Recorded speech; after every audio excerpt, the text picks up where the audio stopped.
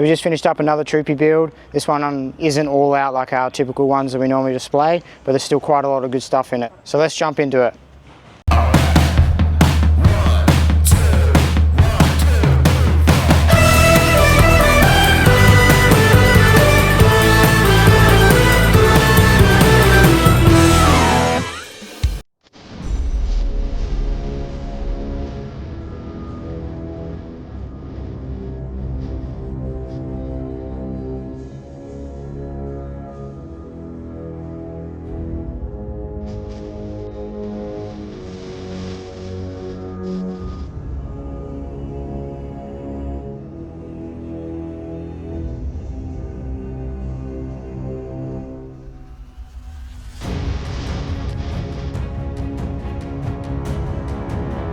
So up the front here, we put on the off-road animals bull bar, and then we've also mounted a carbon winch in the bull bar as well.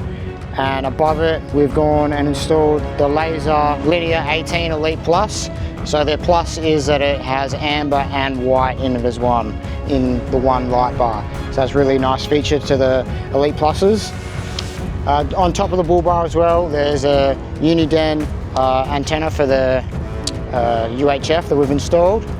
So just beside the winch, we've installed a 175 amp Anderson plug, and that is because he wants the ability to be able to jump start himself or other people off his car. So we've just chucked that just beside the winch there on a bracket that we made. And then just in the engine bay itself, we've just got the winch isolator itself, just to isolate the winch, as well as we've upgraded the battery. Because we're putting a winch in, we always recommend to upgrade the battery from standard, because they just normally can't handle the kind of load that a winch requires. So we replaced that one and upgraded it. And then just behind here is our MIDI fuses for the rear Anderson that we've put on, as well as a DC-DC charger we've put in the back as well. And then just on the other side, we just have two relays, and that is for the linear light bar. The reason we have two is because of the mode switch button. So we have the two relays on the other side there.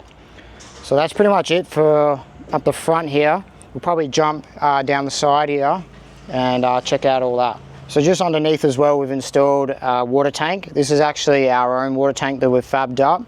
So I think it's about 75 litres, don't quote me on it, I don't know the exact figure right now, since it's only the second one that we've installed. It has an inbuilt water sender in it, we've already drilled all the holes for it.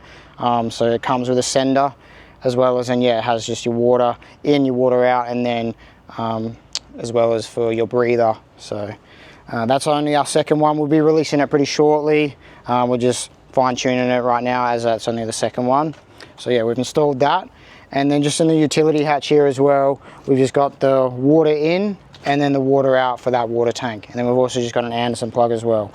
And then just beside that, we have the switch for the actual water pump. So it makes it super simple. As you plug in, you can just hit the switch to turn the water pump on. So you're good to go to use it. And then we'll just jump around the back here. So we just open up these doors. So on each barn door, we've installed the National Lunar lights with our bracket as well. So one on each side. We've also got the CarVision rear view mirror camera as well, again on another bracket that we've made up as well. And just on the tow ball as well, we've also installed a 50 amp Anderson plug, so you can charge a caravan batteries as well. And then we've also installed the power station as well. So there's a 200 amp hour battery inside there, as well as a BCDC Core 40 on the back. So you can do your DC-DC charging as well as your solar input as well. And then yeah, you have all your outlets as well, so you can plug all your fridge and everything like that in there.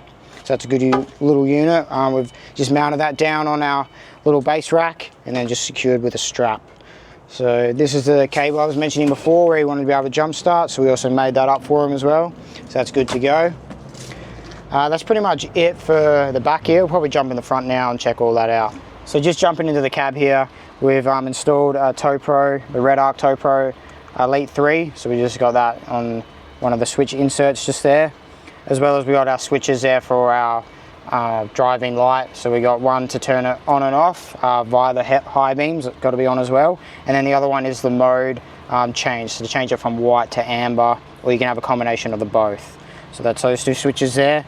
We also have the CarVision rear view mirror screen hooked up to that camera.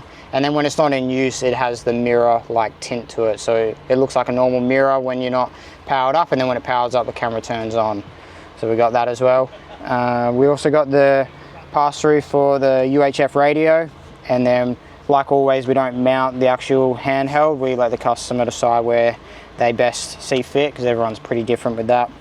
We've also got the tweeters that we've installed up here on either side, as well as we swapped out the door cards as well and upgraded the speakers as well. So because the stock speakers aren't the greatest, so we went and upgraded them and changed the door cards to suit. And then also we went ahead and installed a reverse camera. So they don't come out with a reverse camera from factory. So we installed one, ran it to the factory head unit, and then we just have to get a little patch harness to plug into the factory head unit to then connect to the camera, so it will work per like it's a factory unit. It kind of, even though it doesn't come out with one, it appears that it is factory. So yeah, that turned out pretty nice. Besides that, I'm pretty sure that's pretty much everything on this build. So if you'd like more information, you can always contact us or leave a comment down below, and I'll catch you in the next one.